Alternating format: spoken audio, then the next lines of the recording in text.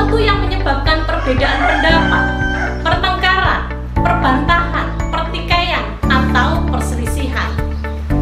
Menurut Ahmad Ali, sengketa adalah pertentangan antara dua pihak atau lebih yang berawal dari persepsi yang berbeda tentang suatu kepemilikan atau hak milik yang menimbulkan akibat hukum antara keduanya. Kemudian, menurut Rahmat Sumintro, sengketa itu timbul antara dua pihak yang saling mengganggu serta menimbulkan gangguan dalam tata kehidupan bermasyarakat.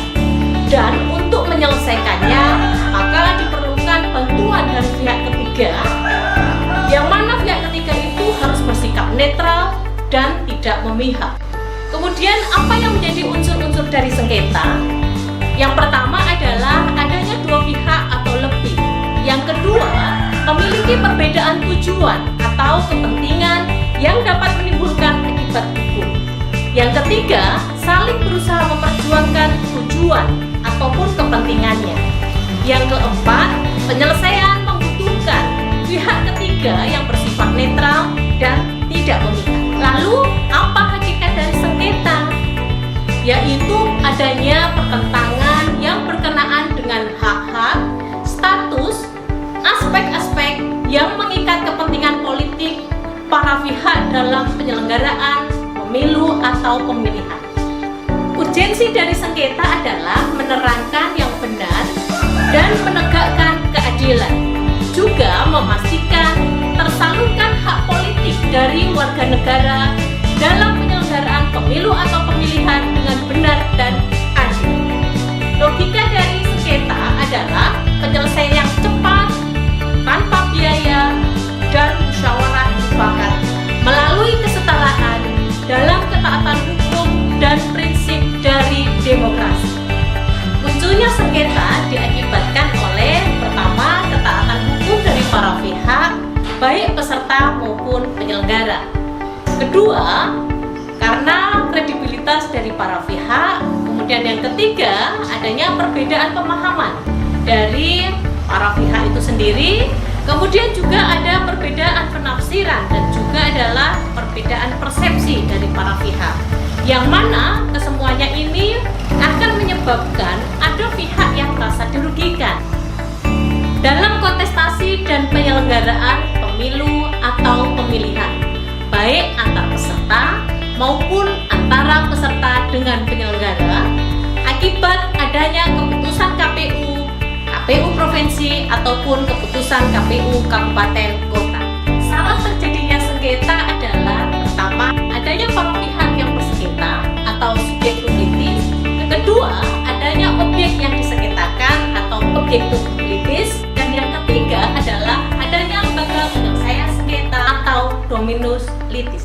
Bicara sengketa pemilu atau pemilihan itu ada dua. Yang pertama adalah sengketa proses dan yang kedua adalah sengketa hasil. Maka kemudian pada materi-materi selanjutnya kita akan fokus pada bagaimana mekanisme penyelesaian sengketa proses pemilu atau pemilihan. Apa definisi penyelesaian sengketa proses pemilu atau pemilihan?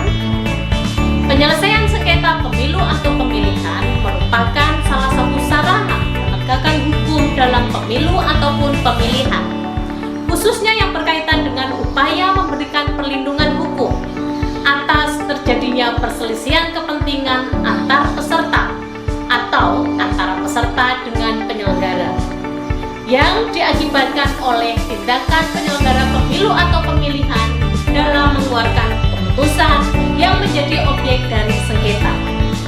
Apa yang menjadi ruang lingkup terjadinya sengketa proses?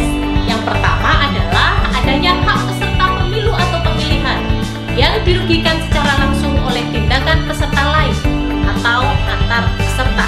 Yang kedua adalah adanya hak dari peserta pemilu atau pemilihan yang dirugikan secara langsung oleh tindakan KPU sesuai dengan tingkatannya atau peserta dengan penyelenggara. Fungsi penyelesaian sengketa proses adalah yang pertama, sebagai sarana untuk memberikan perlindungan hak politik, terutama adalah hak untuk dipilih. Yang kedua, sebagai sarana pelembagaan konflik dalam proses pemilu atau pemilihan. Yang ketiga adalah sarana untuk mewujudkan tertujuan hukum dalam pemilu atau pemilihan. Syarat penyelesaian sengketa pemilu atau pemilihan agar efektif adalah: yang pertama, penyelenggara pemilu yang berkualitas. Yang kedua, lembaga penyelenggara hukum yang kuat dan berintegritas. Tiga, peraturan yang jelas, tegas, dan menjamin hak demokrasi. Yang keempat, prosedur penyelesaian sengketa yang sederhana, efektif, dan efisien. Pertemuan kali ini kita menggunakan referensi dari pertama, standar-standar internasional untuk pemilihan umum, pedoman peninjauan kembali kerangka hukum pemilu yang berupa buku seri panduan dari International IDEA yang diterbitkan tahun 2002. Buku kedua yang kita pakai sebagai referensi adalah buku dengan judul Hukum Acara Penyelesaian Sengketa Proses Pemilu karangan dari Rahmat Bagja, SH, LLM, dan Dayanto, SH, MH, diterbitkan tahun 2019. Sedangkan referensi untuk yang ketiga adalah buku dengan judul Cegah Awasi Tindak Mengawal Pemilu 2019 di Daerah Istimewa Yogyakarta yang diterbitkan oleh Bawaslu DIY tahun 2019. Demikian sesi pada kali ini. Terima kasih atas perhatiannya. Semoga ilmu ini bermanfaat untuk kita semuanya. Akhir kata, terima kasih. Wassalamualaikum warahmatullahi wabarakatuh. Salam awas.